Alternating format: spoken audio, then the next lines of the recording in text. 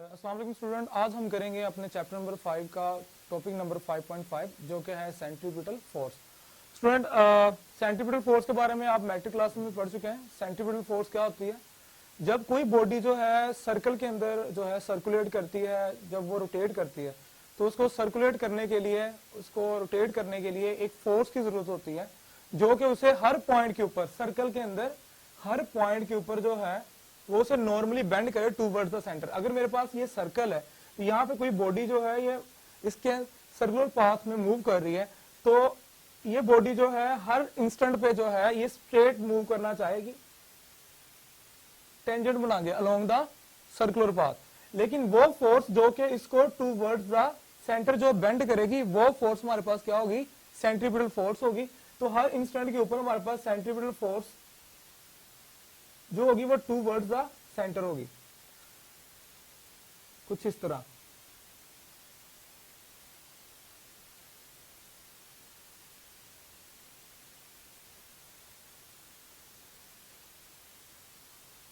तो वो फोर्स जो कि बॉडी को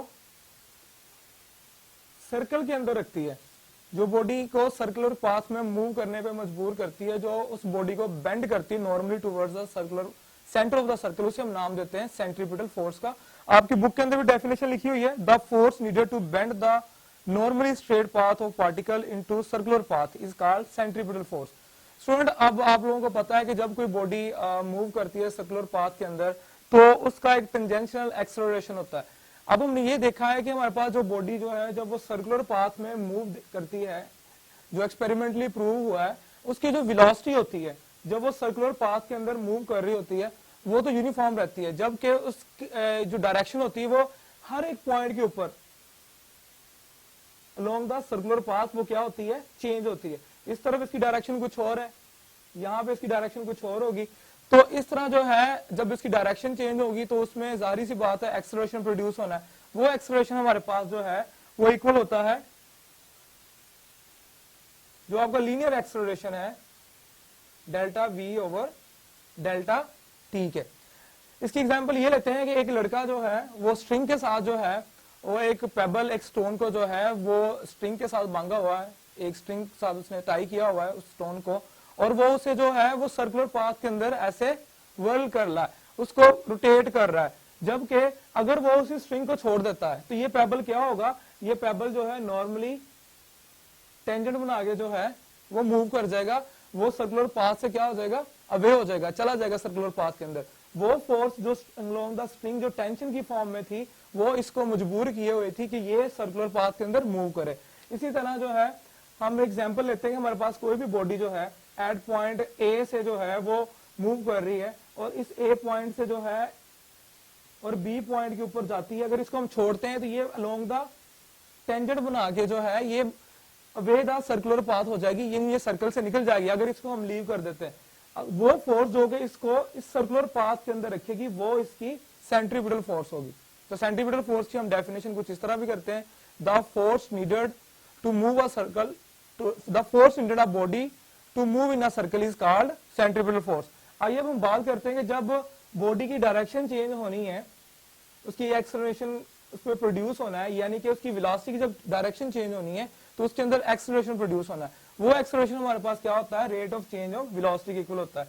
तो आपकी बुक के अंदर भी ये लिखा हुआ है A equal delta V over delta T. आइए अब हम बात करते हैं कि हमारे पास कोई भी बॉडी जो थी पॉइंट ए के ऊपर जो थी वो पॉइंट बी के ऊपर जाती है while moving along the circular path.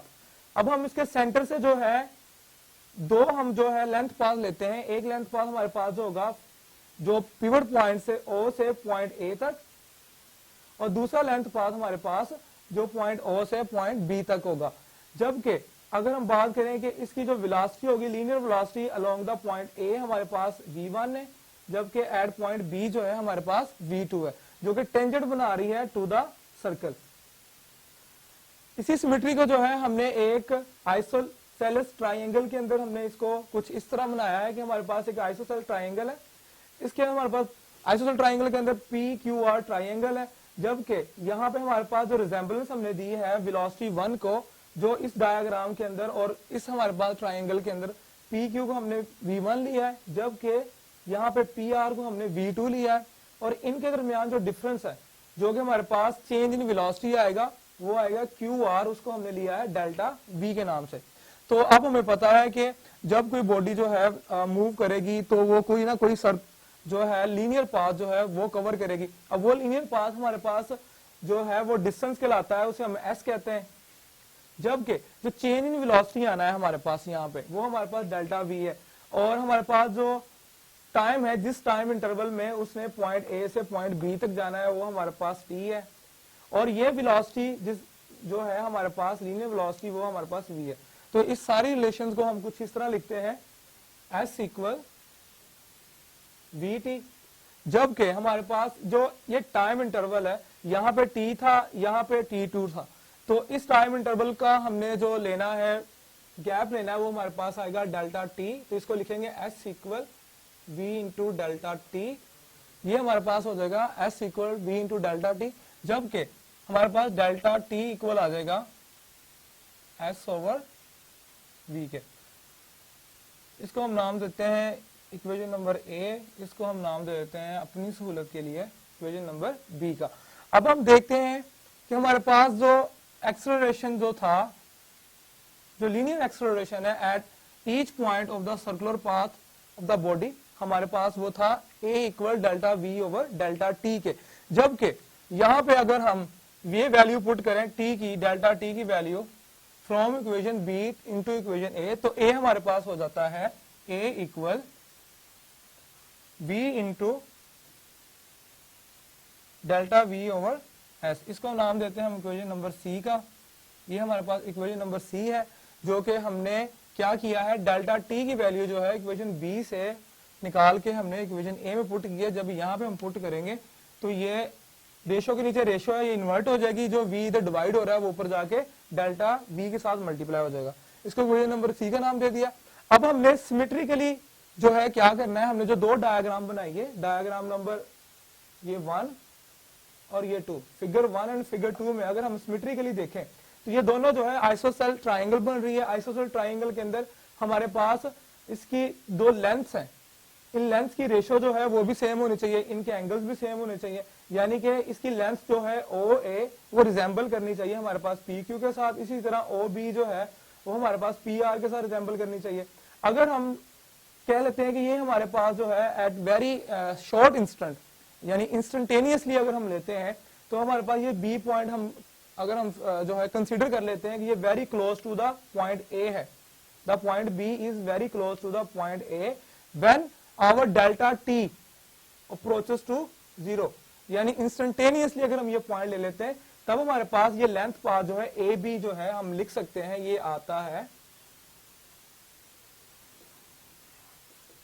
S के इक्वल इंस्टेंटेनियसली। और अगर हम इनकी रिजेंबलेंस की बात करते हैं, सिमेट्रिकली जो है हमारे पास ये दो कोरोस्पोंडिंग ट्राइंगल्स हैं, इन कोरोस्पोंडिंग ट्राइंगल्स के अंदर हम लिख सकते हैं कि डेल्टा वी जो इस ट्राइंगल का है ये वाला ओवर वी हमारे पास जो है इक्वल आता है। देखिए ये वाली लेंथ पाथ और ये लेंथ पाथ सिमेट्रिकली हमारे पास क्या है, सेम है। इसको हम लिखेंगे ए बी ओवर, जबकि ये लेंथ पाथ हमारे पास जो है ये और ये, यहां पे हम कंडीशन ले लेते हैं कि हमारे पास जो है v1 equal v2 equal r के, और ये हमारे पास जो है इक्वल v के होगा। तो सिमेट्रिकली जो है ये वाला लेंथ पाथ OA और PQ, इसी तरह OB और PR हमारे पास क्या है, कोरस्पोंडिंग जो लेंथ्स हैं इन दो आइसोसेल ट्राइंगल की। तो इस तरह जो है इसको हम लिख सकते हैं डेल्टा V ओवर V, जो कि हमने लिया है इस ट्राइंगल का। इसको हमने कोरस्पोंडिंगली क्या किया है, इसको इसके बराबर लिया है। तो इस तरह हमारे पास डेल्टा V जो है इक्वल AB के, V इक्वल R के।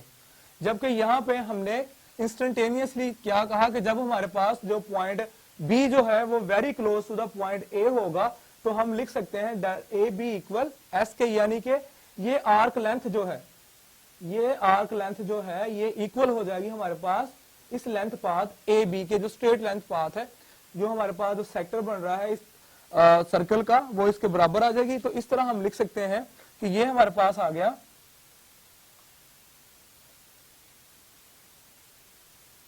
S over are.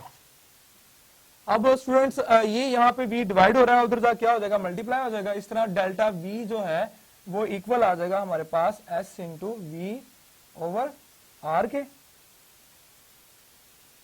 इस इक्वेशन नंबर को हम नाम ले लेते हैं d का। ये हमारे पास d इक्वेशन आ गई है।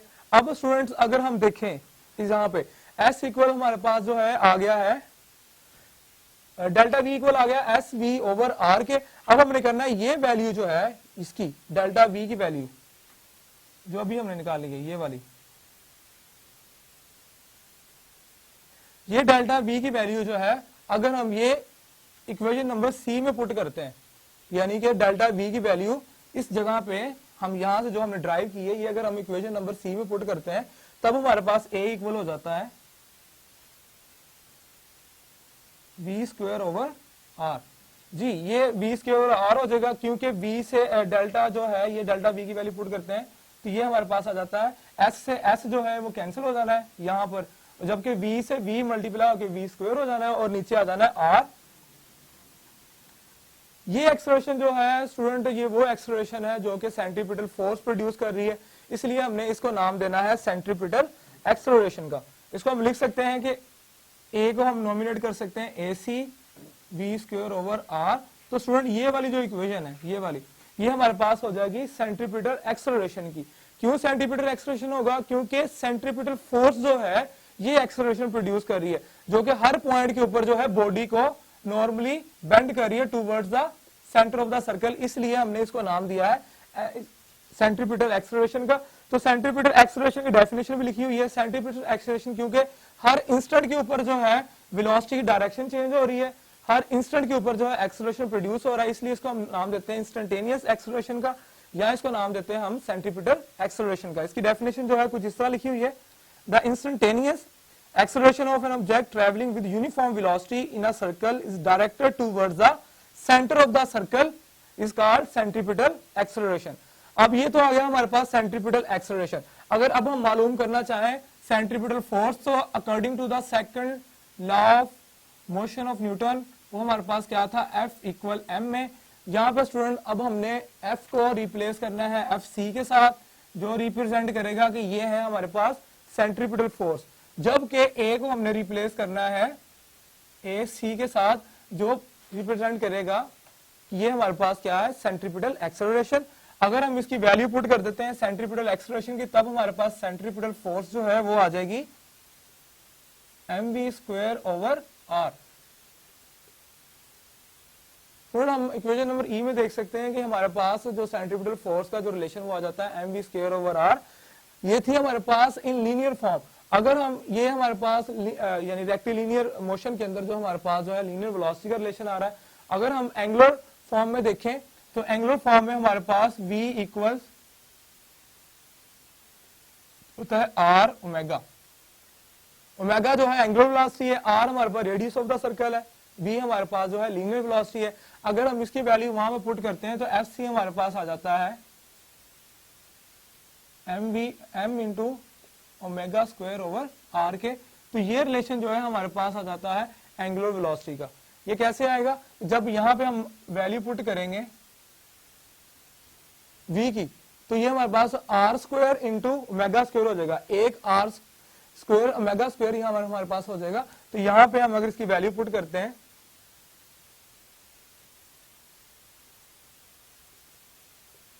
यानी m into r into omega square कैसे आएगा, यहां पे अगर हम वैल्यू पुट करते हैं v की जगह पे, तो v की जगह पे हमारे पास आ जाएगा r into omega square over हमारे पास क्या आ रहा था r। तो ये हमारे पास जो हो जाएगा m into r square omega square, नीचे r है, एक r से r कैंसिल हो जाना है। तो इस तरह जो है हमारे पास ये रिलेशन आ जाना है कि सेंट्रीपिटल फोर्स जो है यानी एंगुलर सेंट्रीपिटल फोर्स हमारे पास क्या आ जाएगी m into r into omega square. Omega जो है हमारे पास एंगुलर वेलोसिटी को रिप्रेजेंट कर रहा है। तो इस तरह जो है स्टूडेंट ये जो क्वेश्चन है पेपर में आएगा तो जस्ट ये पूछा जाएगा व्हाट इज सेंट्रीपिटल फोर्स, और डेरिवेशन इसकी कम ही आती है। आप लोगों ने इसकी डेफिनेशन याद रखनी है और आप लोगों ने दो इक्वेशन को याद रखना है, एक इक्वेशन नंबर डी और दूसरी ये इक्वेशन सेंट्रीपिटल एक्सेलरेशन की। Centripetal force in linear form और हमारे पास centripetal force in angular form. तो स्टूडेंट ये था आपका सेंट्रीपिटल फोर्स का जो टॉपिक था 5.5।